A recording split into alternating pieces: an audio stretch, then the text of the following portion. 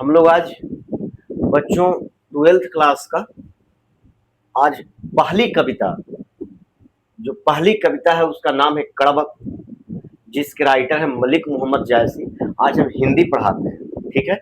एक कविता को हम उम्मीद करते हैं कि जब हम पढ़ाएंगे तो आपको काफी मजा आने वाला है और बहुत इंटरेस्टिंग कविता है।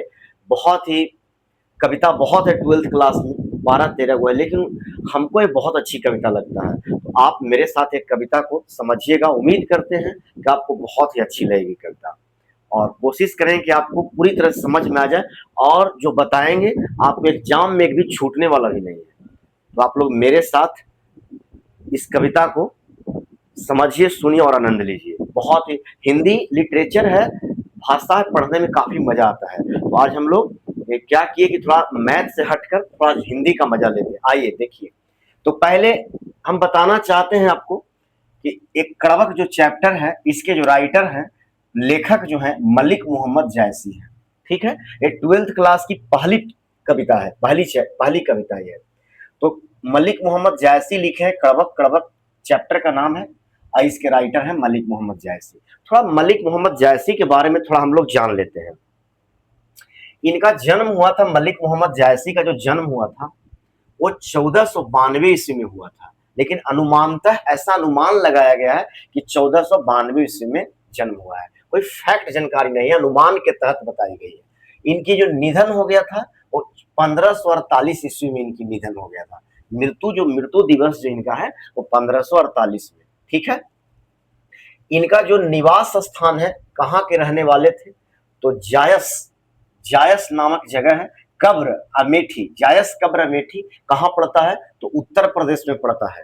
तो उत्तर प्रदेश के कवि हैं। ऐसे भी जितने सारे जो कवि हुए बढ़िया बढ़िया, वो सारे उत्तर प्रदेश के हैं, यूपी के कवि हुए। तो ये जायस कब्र अमेठी के रहने वाले हैं, जो कहाँ पड़ता है, उत्तर प्रदेश में पड़ता है, जिसको कहते हैं वीरों की धरती, जवानों का देश उत्तर प्रदेश। तो ये उत्तर प्रदेश के एक कवि हैं, ठीक है। निवास स्थान इनका था। पिता का नाम था, जैसे में मलिक लगा हुआ है तो इनका पिता का नाम था मलिक शेख ममरेज। पिता का नाम था मलिक शेख ममरेज। इनके जो गुरु हुए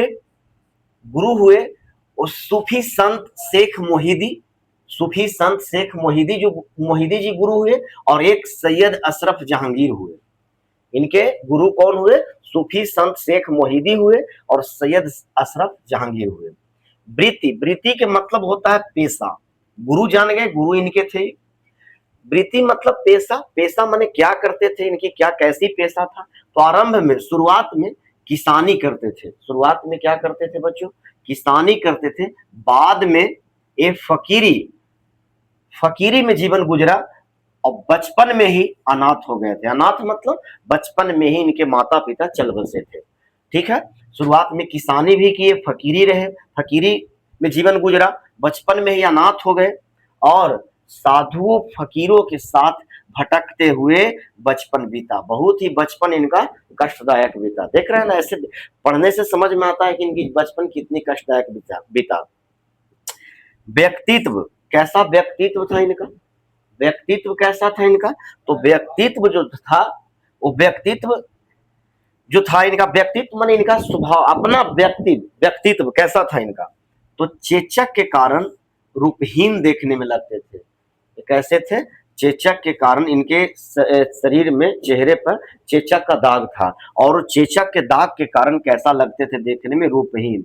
हीन लग जाए, हीन के मतलब रूपहीन माने रूप से हीन थे, माने रूप अच्छा नहीं था, सुंदर नहीं थे, अच्छे दिखने में नहीं लगते थे। तथा बाई आंख, इनका जो बाई आंख था, बाई आंख और कान से भी वंचित हो जाना। इनका बाई आंख और बायां कान भी नहीं था, माने बाई आंख से नहीं नजर आता था और कान से भी नहीं सुनाता था। और कैसे थे, मृदु भाषी थे, मीठे व्यक्ति थे। मृदु माने मीठा, सरल स्वभाव के आदमी थे और संत टाइप के आदमी थे। कौन, मलिक मोहम्मद जायसी। कृतियां के मतलब होता है कि अपने जीवन में क्या क्या लिखे। तो ये लिखे पद्मावत लिखे, अखरावट लिखे, आखिरी कलाम लिखे, चित्र रेखा लिखे, कहरानामा लिखे आदि, और भी बुकें लिखे, ठीक है। और भी ऐसा ऐसा किताबें लिखे, पंक्ति लिखे। तो ये हो गया इनका कृतियां। हालांकि आप एक बात आपको बता देना चाहते हैं कि जो ये कविता ली गई है वो लिया गया है पद्मावत से। ये पद्मावत का अंश है। कहाँ से लिया गया बच्चों? ये पद्मावत से लिया गया है। ये पद्मावत से लिया गया है। एक बात और बता देना चाहते हैं कि इनको, ये पद्मावत से लिया गया है। इनको प्रेम के पीर के कवि के नाम से भी जाना जाता है। प्रेम के पीर के कवि के नाम से भी इनको जाना जाता है। किनको? मलिक मोहम्मद जायसी को। और सारी जो इधर जो हम लिखे हैं इनका पंक्ति है, लिखा हुआ कविता है। और ये सारे कविता कहाँ से लिया गया है? पद्मावत से लिया गया है। तो एक बार हम और आपको समझा देना चाहते हैं कि ये जन्म इनका 1492 में हुई, निधन जो जानी रहे 1548 में हुआ। निवास स्थान जायस कब्र अमेठी उत्तर प्रदेश के रहने वाले थे। पिता मलिक शेख ममरेज, गुरु सूफी संत शेख मोहिदी और एक सैयद अशरफ जहांगीर था। वृत्ति अरब में किसानी करते थे, बाद में चल के फकीरी। बचपन में ही अनाथ हो गए, साधुओं संत के साथ भटकते रहे, इनका जीवन गुजरा। व्यक्तित्व व्यक्तित्व जान रहे हैं, बचपन से ही बचपन में इनका चेचक का दाग था। चेचक के दाग के वजह से इनका जो चेहरा था वो रूपहीन लगता था, सुंदर दिखते नहीं थे। और क्या हो थे? बाई आंख और कान से भी क्या थे? अंधे थे। बाई आंख से भी नजर नहीं आता था और कान से सुनाता भी नहीं था, लेकिन थे मृदुभाषी। मृदुभाषी माने मीठे और कोमल कोमल थे। ठीक है। कृतियां पद्मावत, अखरावट, आखिरी कलाम, चित्ररेखा, कहरनामा आदि ये सब वगैरह इनके द्वारा लिखा गया। आइए, बहुत ही मजा आने वाला है। ये हम लोग को इसको हिंदी करते हैं और मेरे साथ आप भी इसको समझिएगा और उम्मीद करते हैं कि आपकी एक भी चीज छूटेगा ना। देखिए तो कितने इनके जीवन जो था, व्यक्तित्व था, जो कितने कष्ट में गुजरा, उसके बावजूद भी पढ़ लिए। आज के बच्चों के साथ इनसे ज्यादा ये सब लालटेन का ढिबरी के जमाने के लोग थे, फिर भी इतने बड़े कवि हुए जो किताब लिख दिए, कहानी लिख दिए, कविता लिख दिए। लेकिन आज के बच्चों को बहुत सुविधा है, लेकिन उसके बावजूद भी कहते हैं, क्या कहते हैं कि बहुत चीज की कमी है। माने इनसे ज्यादा सुविधा है, फिर भी नहीं लोग पढ़ पाते। चलिए, तो हम ये पंक्ति की ओर इनके आते हैं, कविता की ओर आते हैं। तो पहली पंक्ति पढ़ते हैं।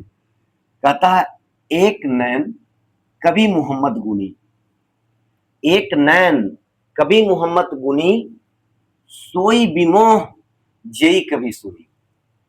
समझिएगा, कहता है एक नैन कवि मोहम्मद गुनी, सोई बिमोह जेई कवि सुनी।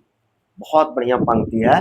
कहता है कि एक नैन को होते हुए भी, एक नैन को होते हुए भी, एक ही आंख था कवि को, तो एक आंख होते हुए भी जो कवि थे मोहम्मद, जो कवि मोहम्मद थे वो कैसे थे? गुनी थे। गुनी मने क्या होता है बाबू?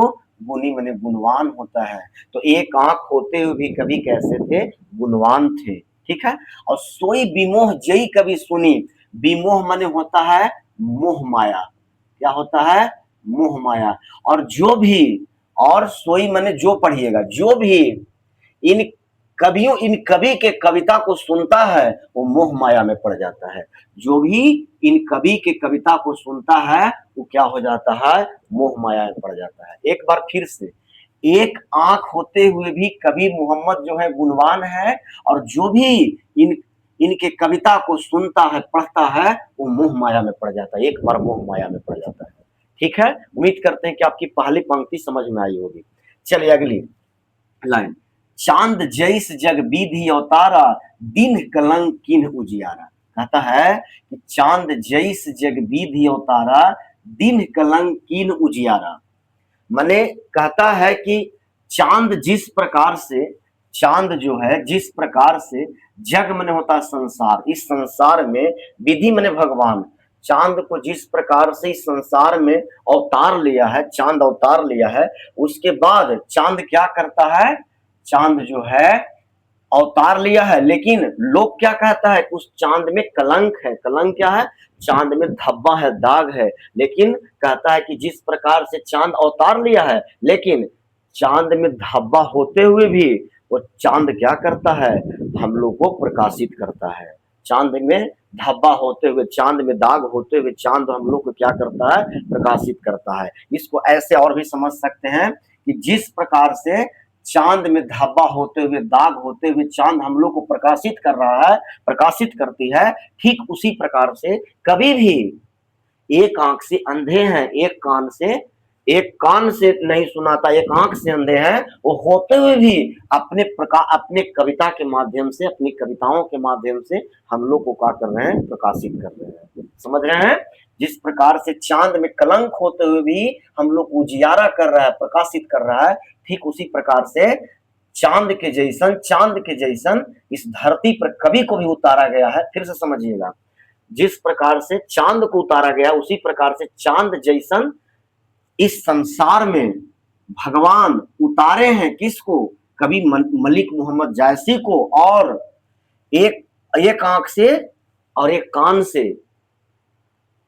एक आंख एक कान नहीं होने के बावजूद भी जिस प्रकार से चांद में कलंक है, ठीक उसी प्रकार से कवि में भी एक आंख और एक कान न होते भी चांद के जैसन हम लोग को क्या कर रहे हैं, अपने कविताओं के माध्यम से प्रकाशित कर रहे हैं। ठीक है, चलिए आगे बढ़ते हैं हम लोग। कहता है, जग सूझा एक ही नैना, उबा सुख अस नख तनमाह। जग सूझा एक ही नैना, उबा सुख अस नख तनमाना। इसका मतलब होता है, देखिए, उबा के मतलब होता है उदित। उबा के मतलब क्या होता है? उदित।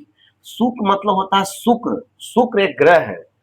और नखतन मने होता है, नखतन मने होता है बीच में। तो जी इसको ऐसे समझिए कि जिस प्रकार से जो शुक्र ग्रह है, शुक्र ग्रह जो है वो बीच में, पूरे ग्रहों को बीच में रहता है। जिस प्रकार से शुक्र ग्रह पूरे ग्रहों के बीच में होते हुए भी उबा मने उदित था, पूरा प्रकाशित करता है। और ठीक कभी भी कहते हैं कि जग सूझा एक ही नैना, एक नैन मने आंख, एक नैन से ही मैं पूरे संसार को क्या कर रहे हैं, देख लिए हैं, प्रकाशित कर रहे हैं। मेरे पास एक नैन होते हुए भी मैं पूरे संसार को बुझ गया हूं, मैं पूरे संसार को एक नैन रहते हुए प्रकाशित कर रहे हैं।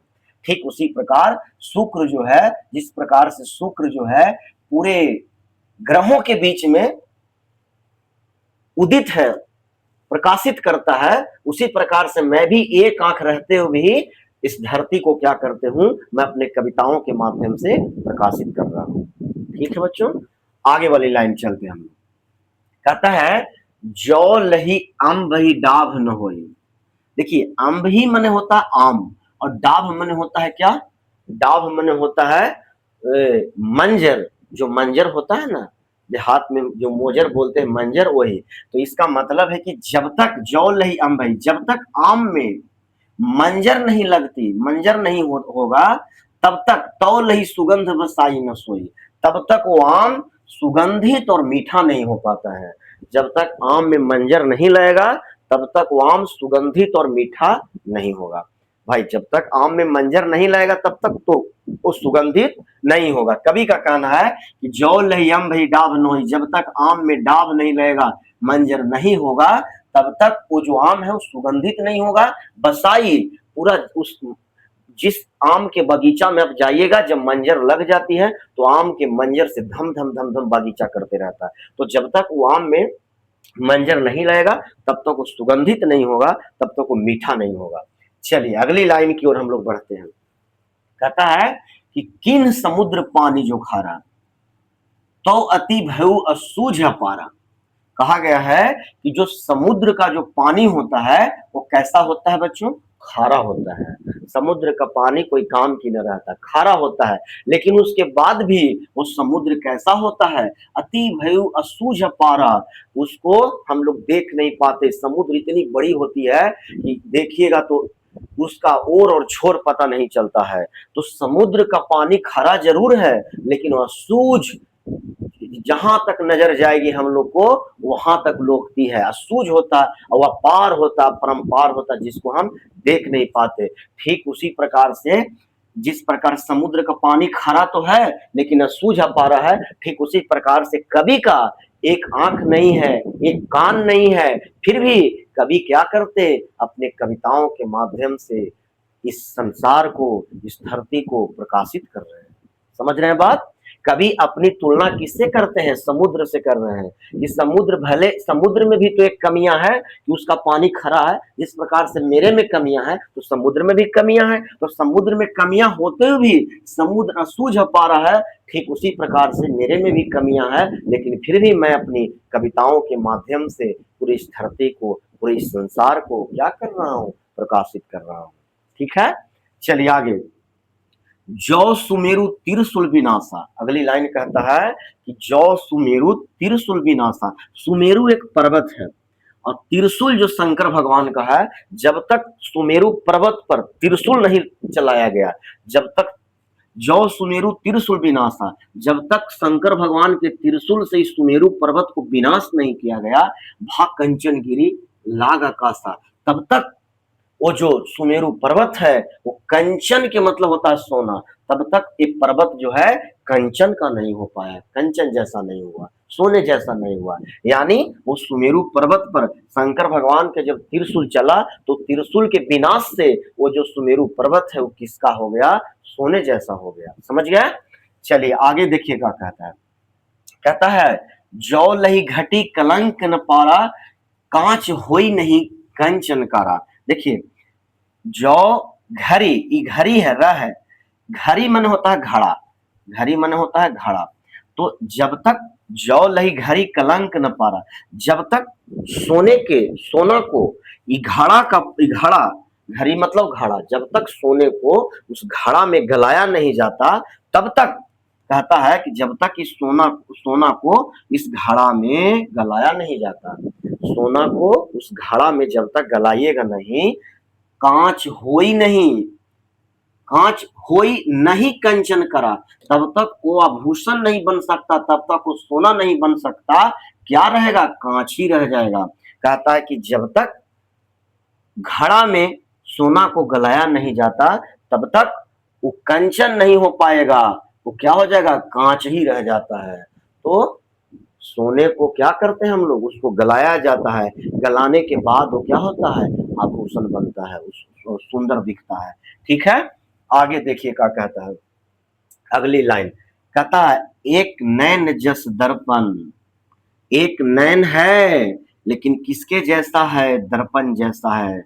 एक आंख है कवि का, कवि मलिक मोहम्मद जायसी का एक ही आंख है, लेकिन दर्पण जैसा वो तेहि निर्मल भाव। दर्पण जैसा क्या है? निर्मल, निर्मल मने जिसमें निह पलस मल, जिसमें कोई मल ना हो, जिसमें साफ स्वच्छ हो। कवि का एक आंख तो है दर्पण जैसा, लेकिन कैसा है? साफ है, सुंदर है। और सब रूपवंत, और जितने रूपवान लोग हैं, गही मुख जेब ही कई चाऊ। इसी निर्मल दर्पण में सारे रूपवान, सारे बड़े बड़े लोग इसी दर्पण में क्या करने आते हैं? अपने मुख देखने आते हैं, अपने मुंह को देखने आते हैं। तो समझ गए बात? एक नैन जस दर्पण, एक नैन होते हुए कवि का आंख, कवि का कैसे है? दर्पण जैसे साफ है, निर्मल है, साफ है, निर्मल हृदय का है। और इसी वजह से बड़े बड़े रूपवान लोग अपना मुख देखने आते, अपना चेहरा देखने आते इसी दर्पण में। मतलब बड़े बड़े रूपवान कवि के आगे हाथ जोड़ते, गिर जाते इनके पैरों का। किसके चलते? कवि के आगे किसके चलते झुकते? तो कवि के आगे झुकते इनकी विद्वता के कारण, इनकी गुण के चलते। समझ गए? तो हम लोग के एक पूरी एक इसका दो दो लाइन है, एक पंक्ति हम पढ़ाए हैं, एक और है इसको कल पढ़ाएंगे, जगह नहीं था जिसके वजह से हम नहीं लिख पाए, पार्ट 2 लाएंगे, कल समझिएगा उसको। तो इसीलिए बोला जाता है कि रूप, बताइए गुण बड़ा या रूप? तो रूप से बड़ा क्या होता है बच्चों? गुण होता है। क्योंकि कभी आज गुणवान नहीं होते तो हम लोग कवि को कैसे जान पाते? ऐसे कवि देखने में कुरूप लगते थे, सुंदर नहीं थे, एक आंख नहीं था, एक कान नहीं था, बताइए फिर भी आज इनको हम लोग पढ़ रहे हैं, किसके कारण? गुण के कारण। तो गुण सबसे बड़ा चीज होती है, रूप से बड़ा क्या होता है? गुण होता है। अगर कवि के पास गुण नहीं होता तो ऐसे ऐसे लोग तो बहुत धरती पर पड़े हैं, लेकिन कौन किसका किताब में छपता है? तो कवि किसके वजह से किताब में आए हैं? तो गुण के वजह से। अपने कविता के माध्यम से हम लोग को क्या कर रहे हैं? प्रकाशित कर रहे हैं, पूरे संसार को प्रकाशित कर रहे हैं, जिसके वजह से कवि को हम लोग आज क्या कर रहे हैं? याद कर रहे हैं। तो ठीक है, इतना आप लोग समझ गए होंगे। उम्मीद करते हैं कि ये बढ़िया से आप लोगों को समझ में आया होगा। तो एक पंक्ति आज हम पढ़ाए हैं, फिर अगले पंक्ति में नेक्स्ट पंक्ति में जब आएंगे तो कल दूसरा पंक्ति हम लोग पढ़ाएंगे। ठीक है बच्चों, तब तक के लिए धन्यवाद, थैंक यू। कमेंट करिएगा कैसा लगा आपको मेरी ये कविता।